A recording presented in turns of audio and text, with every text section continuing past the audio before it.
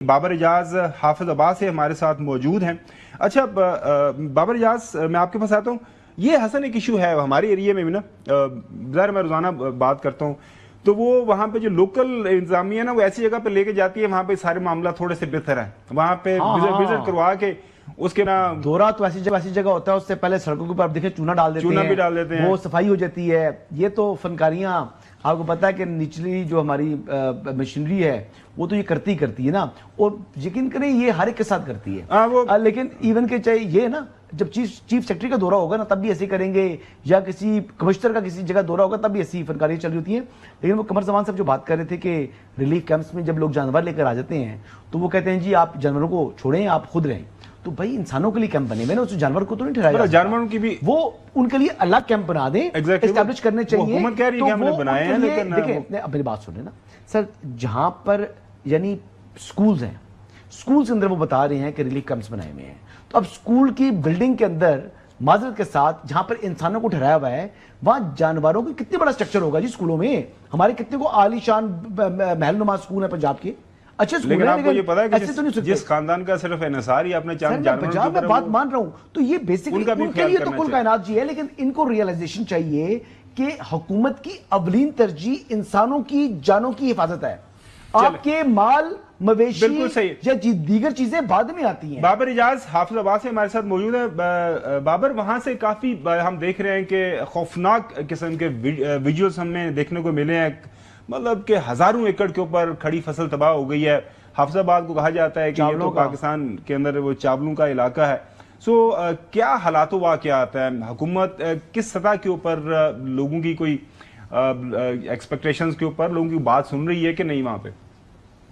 जी मैं आप यहाँ पे ये बताता चलूं कि ये इस्लाफ तो अब आया है, तकरीबन कोई 1.5 महीना 2 महीने पहले जो पहले थे बारिशों के, तो यहाँ पे लाखों एकड़ जो धान की खड़ी फसल थी वो बिल्कुल तबाह हो गई थी, दरिया मतलब आप समझे पानी के साथ बह गई थी।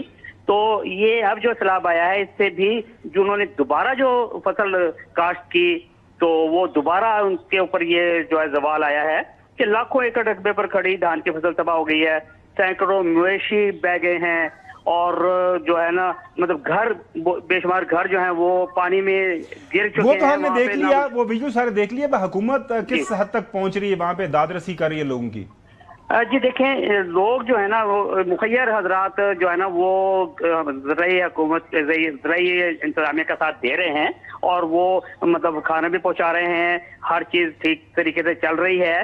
तो लेकिन मैं यहाँ पे आपको बताता चलूं, मैं अभी आपकी गुफ्तगू सुन रहा था कि इंसानों को बचाना ज्यादा जरूरी है, लेकिन इसमें एक बात मैं ऐड करता चलूं कि जो छोटा काश्तकार है ना, जो इस सैलाब से ज्यादा मुतासिर हुआ है, वो उसकी जो थी ना कुल कायनात उसके मवेशी थे, किसी के पास 1,000, किसी के बकरियां थी, किसी के पास गायें थी, तो वो सब बह गए हैं। जिंदगी खत्म हो गई ना, बिल्कुल सही जी।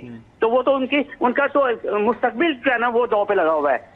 तो यहाँ पे मैं ये भी बात मेंशन करता चलूं कि लोगों ने जब पानी बढ़ना शुरू हुआ है तो उन्होंने अपने मवेशियों के गलों से रस्सियां खोल दी कि वो पानी के साथ जहां जाए चली जाए, यहाँ डूब कर तो ना वो मरे। तो बाबर इजाज साहब, इंसान जिंदा रहेगा तो आगे उस माल मवेशी से फायदा उठाएगा ना। जब इंसान जिंदा नहीं रहेगा तो फिर माल मवेशी किस काम का? तो जिंदगी तो अल्लाह ताला की से ज्यादा जरूरी है। जब आपको if you have a choice between two, तो मेरे ख्याल से इंसान को फोकियत देनी चाहिए, ना कि बंदा जानवर के साथ खुद भी जो है अपनी जिंदगी से हाथ धो बैठे। हसन, मकसद ये है कि हुकूमत को थोड़े से अल्टरनेट अरेंजमेंट्स ये भी करने चाहिए। अगर किसी के पास माल मवेशी बच गया, पहले बात की है कि मवेशियों के लिए अलग कैंप्स लगाएं, ऑलरेडी लगाए भी हैं। सियालकोट से आमर जो बहुत शुक्रिया बाबर इजाज।